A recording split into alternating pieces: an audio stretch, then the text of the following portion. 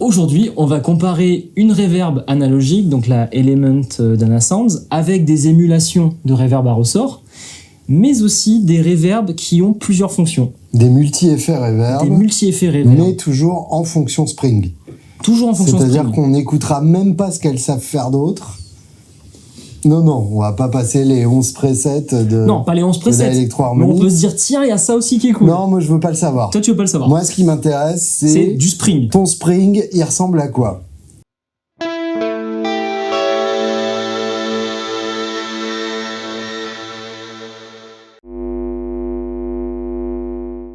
Et bien évidemment, comme on est avec Julien Bitoun et comme vous le savez, on va avoir une vraie histoire de la reverb à ressort. Ah, mais oui! Pour démarrer, pour se mettre en jambe avant... Asseyez-vous, prenez votre pipe et parlons de Spring. C'est ça. Donc le Spring, c'est un effet qui trouve son origine dans les années 30 déjà, et qui a été inventé par Hammond, le fabricant d'orgues, pour tout simplement rajouter de la reverb à ses orgues pour émuler l'effet d'un orgue dans une église. C'est-à-dire qu'il vendait des orgues de maison. Okay. On connaît le fameux B3 qu'on entend sur tous les albums. Et c'était des orgues donc faits pour être joués à la maison, mais en jouant à la maison, on voulait quand même le son d'un orgue dans une église. Donc on avait la cabine tournante Leslie. La Leslie, ouais. Et on avait la reverb à ressort. Les deux pour donner cet effet de profondeur infinie d'une vraie église. D'accord. Ensuite, les guitaristes et en tout cas les fabricants d'amplis guitare ont commencé à s'y intéresser. On a d'abord eu des reverbs intégrés à la fin des années 50 et au début des années 60 sur certaines marques d'amplis comme Premier, comme Magnatone, comme Dan Electro, Premier. Ah ouais, mais c'est un nom de marque genre... Ah mais c'est une marque... On dirait un truc Leader Price. C'est une marque une excellente marque de batterie aussi. D'accord. Comme Magnatone, comme Dan Electro, comme Gibson, qui faisait des amplis aussi avec reverb à l'époque. Et finalement, en 63, c'est le Vibroverb de Fender, qui devient le premier Fender avec reverb intégré, et qui du coup lance la mode pour toute la marque, pour toute la gamme de la marque Fender, qui devient vraiment la reverb par excellence, la reverb à ressort par excellence, qu'on retrouve sur tous les produits phares de la marque, le Deluxe Reverb, le Twin Reverb, le Super Reverb. Et là, de la reverb à ressort, t'en as. Et là, il y en a v'là. Fender, à cette époque-là, sort aussi ce qu'on appellera la Reverb Unit, c'est-à-dire une reverb à part, dans ce qui ressemble beaucoup à une tête d'ampli, donc une énorme reverb à ressort standalone qu'on branche ensuite sur un ampli, qui sera, elle, carrément intégrée à l'ampli Vibro King dans les années 90. Okay. Donc c'est avec cette reverb standalone, la Fender Reverb Unit, que Fender décide du standard des réglages de reverb à ressort. Donc là, tu dois avoir le Dwell. Le Dwell, qui est...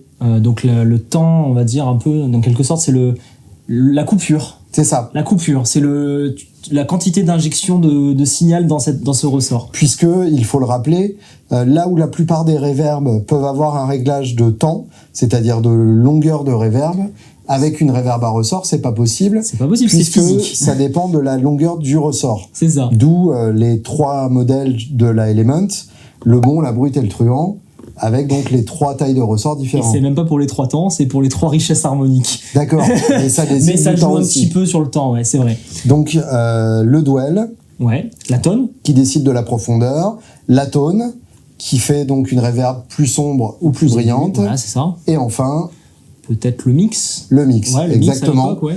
Qui détermine donc le taux entre le son d'origine et le son réverbéré. Okay.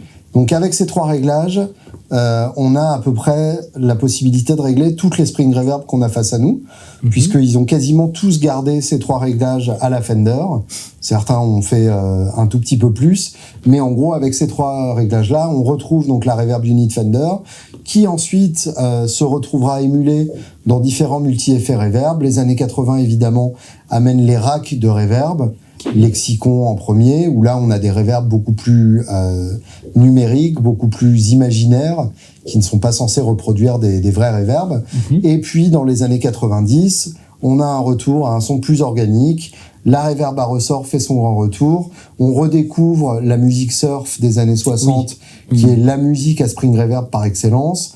On redécouvre la musique des spaghetti western par Ennio Morricone, qui là aussi est la musique par excellence de la spring reverb. On redécouvre la soul des années 50-60, où là encore, il y a de la spring reverb, v'là. Donc, toutes ces musiques... On est dans la spring reverb, quoi. Voilà, où la spring reverb fait partie intégrante du son. Donc, de manière générale, c'est à ça qu'on reconnaît la spring reverb. Il y a un côté ressort, rebond très particulier, un côté un peu métallique dans le son, et surtout un côté très enrobant.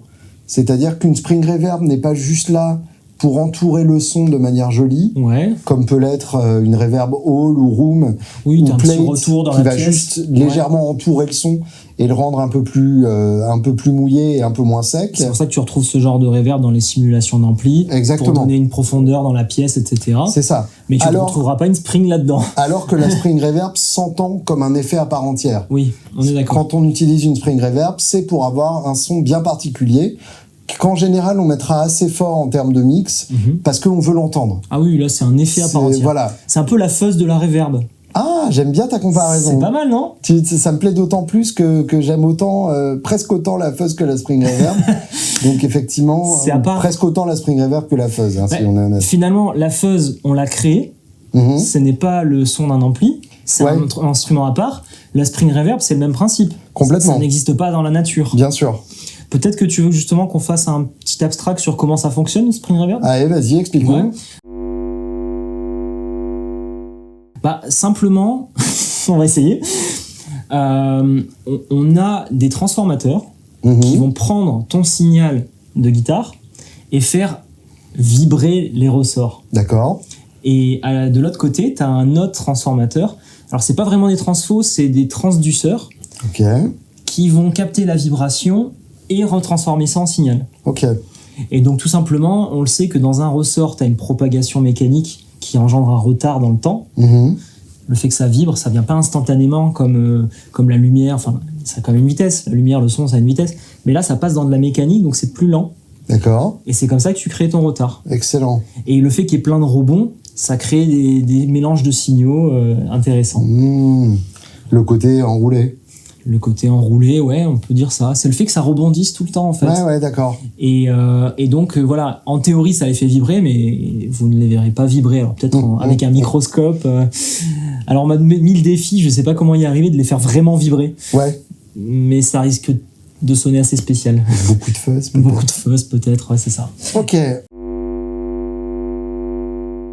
On a donc 8 pédales face à nous, qu'on va tout écouter. On fait un petit tour du propriétaire pour commencer. C'est un petit comparatif avec seulement 8 pédales. On ne savait pas quoi choisir. Voilà, donc on a tout mis. On a pris, si tu veux, je peux présenter un peu, parce que allez, vas-y. J'ai choisi. On a pris du vraiment pas cher. Voilà, la plus cheap possible. Tu sais quoi, je vais les faire par ordre croissant de prix. Très bien.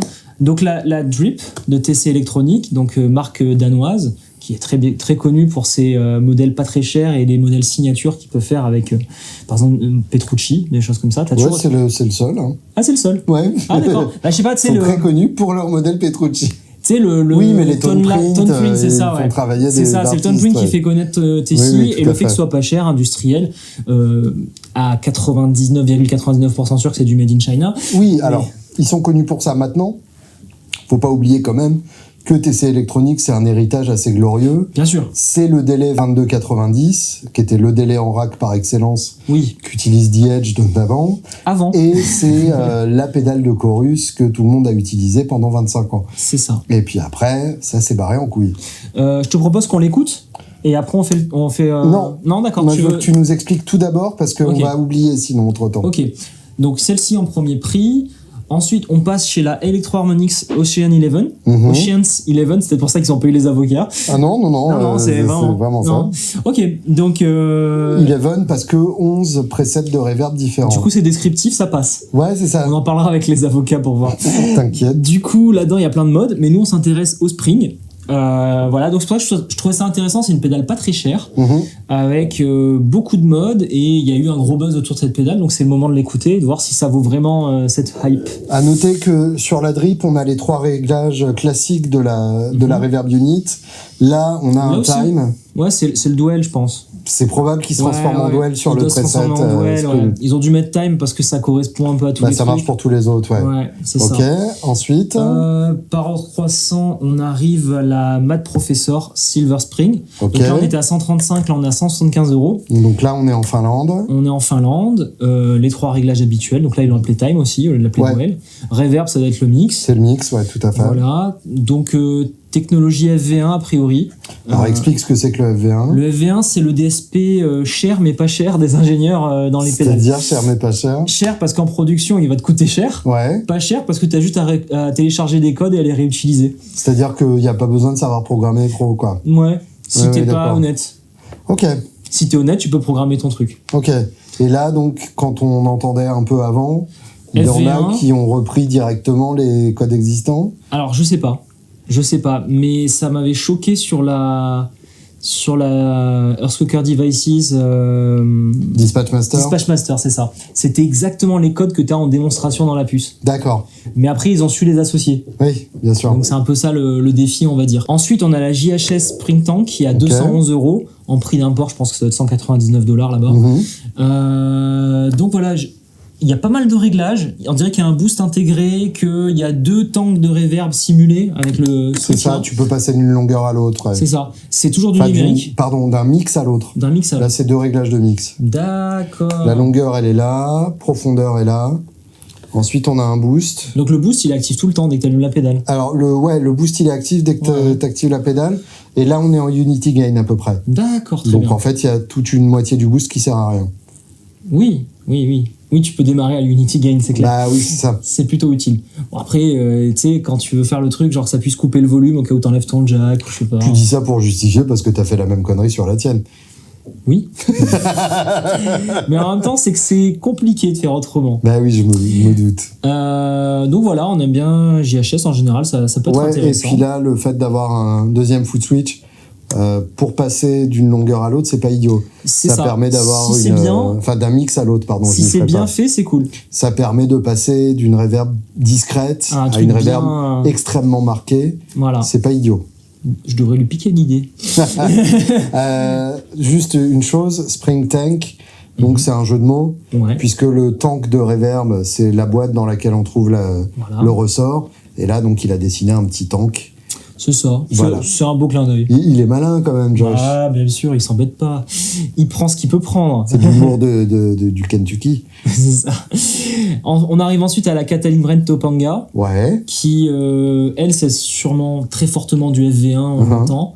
D'ailleurs, JHS, je pense aussi que c'était du FV1, mais je suis pas sûr. Alors, est-ce qu'il y a d'autres manières numériques de faire de la Spring ? Ouais, avec un vrai DSP. D'accord. Enfin, alors, le FV1 est un vrai DSP, mais un DSP, tu vois, si on va chez la suivante, c'est Source Audio, c'est des DSP comme tu peux retrouver chez Strymon, chez Eventide. Avec des codes propriétaires.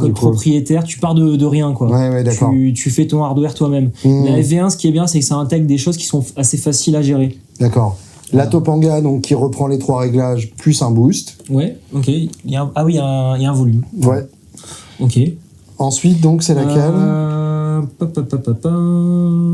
La Source Audio Trospring qui est à 275 €. Ok.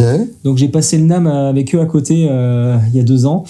Et au moment où on a sorti la Element, et je crois qu'ils ont sorti ça la même année, tu vois. Donc c'était assez rigolo. Ça fait quand même très cher pour un effet... numérique, ouais. Et puis un truc qui ne fait que ça. C'est ça. On peut se dire, pour se rassurer, que du coup, toute la puissance du DSP est consacrée à cet effet précis. C'est censé être bien. Mais faut vraiment justifier la dépense, quoi. C'est ça. Après, voilà, ça a l'air d'être vraiment bien fait. On va comparer ça. Toi, physiquement, je sais que c'est celle-là qui te plaît le plus. Bah en fait, c'est parce qu'il y a une histoire, tu vois, on était à côté de Onam, on se tirait la bourre, tu vois, c'est un peu émotionnel, on va voir. Ouais, ok. On va voir, je sais pas, du coup je l'ai jamais essayé avant aujourd'hui. Donc je l'ai entendu de loin avec les démonstrateurs qui t'envoient du shred sur une Spring, tu vois. Donc... Non, ça marche pas. Donc là, on a les 3 réglages habituels, un boost de volume, où là on est en unity gain, donc c'est vous dire comme il est mal calibré, et 3 réglages différents de longueur. Voilà. Ensuite, tu passes sur la Nonaber Immerse qui est à 299 €. Voilà. Donc, là, on l'avait déjà comme montré, la Ocean's 11, c'est un multi-effet. Voilà. Il y a plein de presets de reverb différents. C'est ça. Mais là, pour le coup, c'est du gros DSP sérieux. C'est ça. Electro-Harmonix aussi, ils ont mis du DSP sérieux, à mon avis. Mais là, le Naber, ce qui est bien, c'est qu'ils ont des gens vraiment qui sont dédiés à ça, qui développent des algos de dingo. Bon, Electro-Harmonix aussi, hein. Ouais. Mais c'est fait du coup aux US, c'est de la bonne cam, voilà. Et j'aime beaucoup leurs différents sons, dont le shimmer que tu avais essayé tout à l'heure, qu'on avait testé avec Gaël dans la vidéo Metal Ambiante, et que je vous invite à regarder. Tout de suite. Et donc pour la Element, on est entre 249 et 349 € selon ta combinaison de temps que choisis. En fonction des temps, quoi. Voilà, donc c'est de l'analogique pur. C'est le seul analogique, on n'en avait pas d'autres malheureusement. Niveau réglage. Il en existe 2 autres à ma connaissance. Le Carl Martin Headroom. C'est ça. Et la Van Amps. Van Amps. Il y en aurait-il d'autres? Je crois qu'il y a la Orion. Orion. Je me rappelle plus la marque, la Orion. Grosse boîte noire. En fait, je l'ai vu parce que c'est Andy de Reverb qui avait fait le comparo avec la pédale. Ah, d'accord. Voilà, mais j'ai jamais pu la tester. Je crois que de toute façon, elle est plus en vente. Je crois qu'ils ont déposé le bilan. Ouais, il y a moyen. Il y a moyen. Disons que la Spring Reverb, à la base, c'est pas très sexy parce que la plupart des fabricants essayaient d'intégrer le Spring dans la boîte. Et oui. Donc ta pédale faisait le pedalboard. Et nous, ce qu'on a voulu faire, c'est sortir donc le tank de Reverb et le cacher où tu en as envie. Et c'est comme ça que vous avez cassé le game. On s'est fait plaisir. Et on a fait plaisir à pas mal de guitaristes. À noter que la Naber et la source audio sont les 2 seuls à être stéréo dans le lot. Stéréo en entrée et en sortie. Ouais. Et c'est vrai que c'est peut-être pour ça que ça justifie le prix, ça demande un processing un peu plus délicat. Évidemment. Et ben je te propose qu'on les écoute. Ouais. Je joue, tu switches. Ok. Et on en discute. Allez, c'est parti. Je vais les faire dans l'ordre.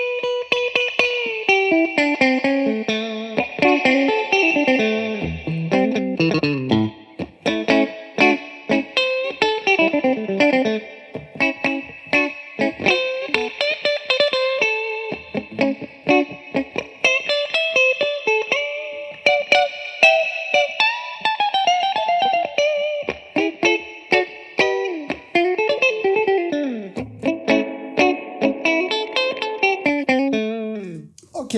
Alors, moi je classerai en 3 catégories. Ouais, alors... Vas-y, je t'écoute, mais il faut y aller doucement parce qu'en fait, il y a des choses qui étaient proches et il y en a, tu sais d'emblée que tu peux arrêter. Alors, mes 3 catégories sont les what the fuck. What the fuck dans le sens vraiment qu'est-ce que tu fais là ou genre ou t'as cassé le game. Sors tout de suite d'ici. D'accord. Ok, là je suis chaud. Ça je suis chaud. Là tu peux deviner lesquels. Ouais, t'inquiète. Vas-y, okay. Je veux savoir si t'as le même avis que moi. Les 2 what the fuck. Ah, j'en voyais presque 3. Ok, vas-y. Alors, il y en a une troisième, j'hésite. Ces 2-là, c'est sûr. Ok. La TC Drip et la Ocean Eleven. Bon, là, on est d'accord. La Drip, parce qu'il y a carrément une perte de volume qui est scandaleuse. Voilà, enfin, regarde, écoutez. Où est passé mon putain de son? Non, puis c'est tout terne, c'est pas beau. Donc ça, c'est ridicule. C'est pas beau. Et la Ocean's Eleven, parce que c'est pas beau du tout. Il y a un problème de fréquence. C'est très agressif, c'est très brillant et sans être beau. Je pense qu'ils l'ont vu, j'ai eu un petit spasme quand je l'ai allumé. T'es pas resté longtemps dessus. Ouais. Donc ça, c'est les 2 what the fuck. Je dirais qu'il y en a 2 qui, à mon avis, sont trop discrètes. Ou trop à part. Enfin, pas spring en fait. Pas assez spring. Ah, je pense qu'on va pas être d'accord du coup. Ok. 2 trop discrètes qui sont la Tank et la Nona Bear. Alors je l'ai pas trouvée discrète du tout. Moi j'ai trouvé qu'elle était pas assez marquée spring. Moi je l'ai trouvée assez shimmer, tu vois. Ouais, c'est ça. Exactement. Ah ouais, pas assez marqué spring, c'est ça? Bah ouais, c'est ça. Ah oui, bah c'est ça. Qui assume pas d'être un spring. Alors la JHS, franchement, le switch, moi il me fait la garder pour l'instant. Ça me donne envie de la garder juste pour ce switch, je trouve ça cool. Ouais, ok. Et elle, complètement, je voulais l'enlever presque à la what the fuck. Et pour le coup, donc, ces 3-là qui pour moi sont tout à fait bien. Avec une petite réserve pour la Silver Spring. Voilà, c'est ce que j'allais dire. Qui a un côté spring quand même, il n'y a pas de doute là-dessus. Mais très standard. C'est ça, ça manque d'un Pour le coup, je trouve que vraiment la Topanga et la source audio, on est dans du très beau spring qui s'assume en tant que tel, avec un côté un peu plus mal poli de la Topanga. Oui, et un poil plus propre en fait. de la source audio. Ouais, t'as un côté V1 et la source audio qui simule parfaitement, C'est ça. C'est ça. Et la Element qui a une chaleur que aucune autre n'atteint évidemment. Mais franchement, la Spring Tank, j'enlèverai pas tout de suite. Viens, on le remet un petit coup. Allez, vas-y. On remet un petit coup sur, du coup, source audio, True Spring, Topanga, Element et Spring Tank. Vas-y. Allez.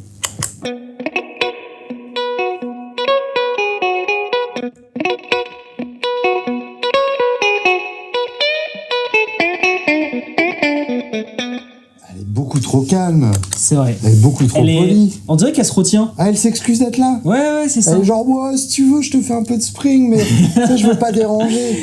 Genre, ta gueule, fais-nous du spring, fais-nous ça.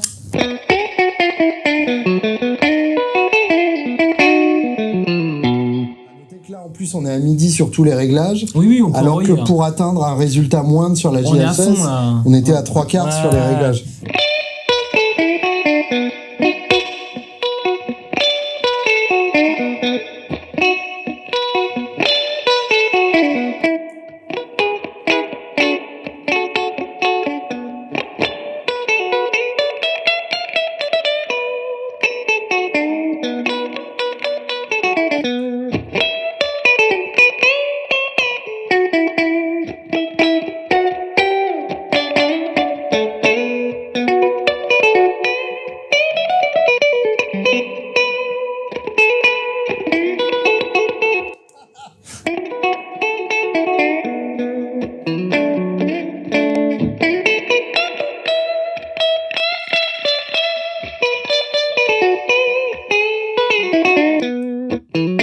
J'ai trouvé ce qui me plaît pas dans la Topanga. Vas-y. C'est le côté, pareil, un peu chimé, quoi. T'as un côté aigu qui rebondit un peu comme dans la Nona Bear. Ouais, mais qui, moi, me plaît bien dans ce contexte-là. Si tu le recherches, c'est bien. Alors, du coup, ça s'éloigne un peu de la vraie Spring Reverb. Ouais. Ça s'éloigne un peu, mais voilà, c'est intéressant. Mais c'est pas une vraie Spring pour ça. En tout cas, avec une Jazzmaster, ça marche bien, je trouve. Oui. Ça marche très bien, mais c'est pas aussi proche de la réalité que la source audio. Voici donc l'heure de vérité. Entre quelle pédale? Ah bah toutes. Non, t'es fou. Toutes? T'es fou. Je vais bouffer. Alors on se dit au fur et à mesure. Hein. Ouais, on se dit au fur et à mesure. Ouais.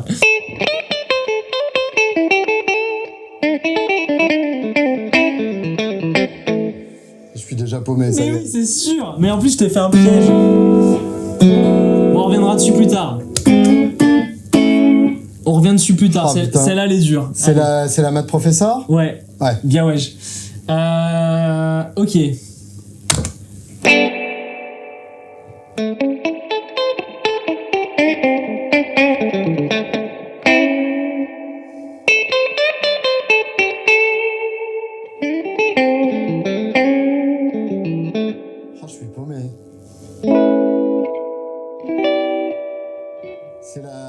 Electro-Harmonix? Non. Oh putain. Ah non. C'est la Topanga, là? Non plus. Aïe. On revient dessus plus tard. Non. Remets. C'est la source audio. Ouais. Mais tu l'as réglé un peu fort, là. C'était réglé comme ça tout à l'heure en dernier, ouais. Bah, il a aussi la fréquence à la con qui ressort quand on la règle comme ça. Ouais, c'est vrai. Vas-y. Alors, suivante. Attends. Vas-y.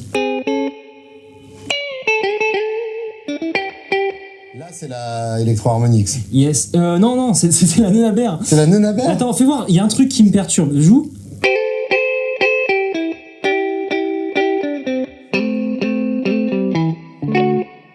J'avais cru que c'était de ma faute, tu vois, que j'avais bougé un potard, là, c'est un potard de blend ou je sais pas quoi. Mais non, c'est pas de ma faute qu'il y a un shimmer, c'est juste qu'il y a du shimmer, quoi. Ah. C'est juste...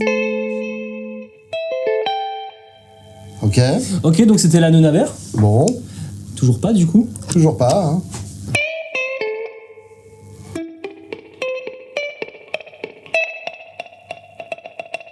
J'en sais rien. La JHS? Non. T'as un indice, là. Ah, mais oui, c'est la TC. Bah oui. Mais oui, suis-je bête? Il suffit de l'activer soi-même pour s'en rendre compte. Ok. Ok.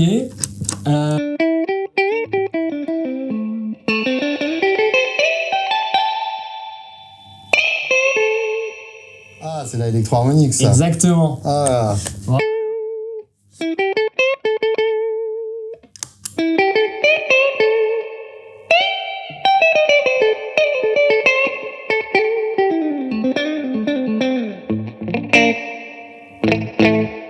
Topanga? Yes. Oui, donc la JHS.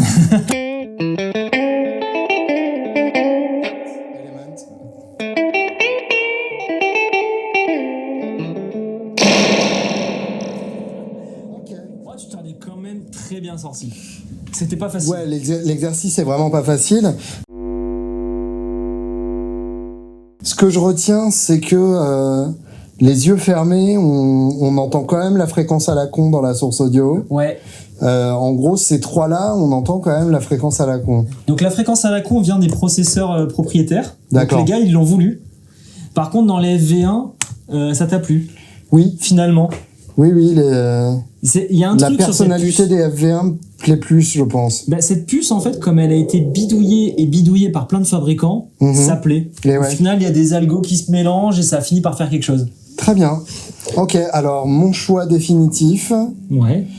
Par ordre de préférence. Alors, ouais, donne plutôt une utilisation. Non. Non? Ok. Ah non, moi, de toute façon. Ça, c'est binaire, c'est genre pour ça. Pour moi, une spring reverb, ça doit sonner pour faire du surf. Ok. Et si tu veux faire autre chose, t'achètes une Hall of Fame et tu fais pas chier.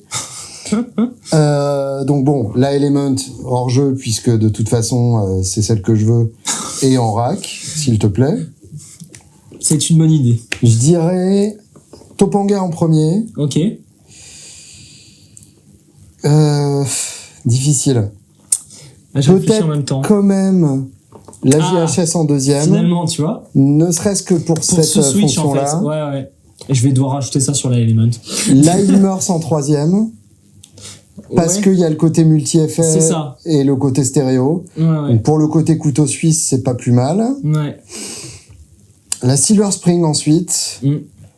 La source audio, l'Electro-Harmonix et la TC. Ah, mais la TC, tu la veux pas. Ah, la TC, elle est hors jeu, mais pour une autre raison que la Element. Ouais, c'est ça. T'as mis le meilleur et le pire côté. Mais j'ai essayé de faire par ton, t'as vu, un petit peu. J'aurais dû inverser ces deux-là. Ça va mieux ton OCD, toi? Mon OCD. Ah oui, d'accord. Obsessif, compulsif. C'est ça, disorder. Disorder, ouais. Ouais, je sais pas, je savais pas comment les classer, tu vois, il n'y a pas de logique. Bien sûr. Donc voilà. C'est le chaos. C'est le chaos. C'est gênant. C'est gênant. Aïe. Ok, ton classement? Donc bien sûr, je compte pas la Element. Et bah tu vois, je m'attendais à beaucoup mieux. De source audio, ouais. Je m'attendais à être vraiment bluffé, à me dire merde, ils ont fait exactement... On n'est jamais aussi bien déçu que par ses potes finalement. Non, mais encore une fois, le marketing a frappé. Et oui. On avait vraiment l'impression que c'était la copie conforme, mais en fait, c'est quand même avec sa touche. C'est une bonne pédale, mais c'est pas pareil.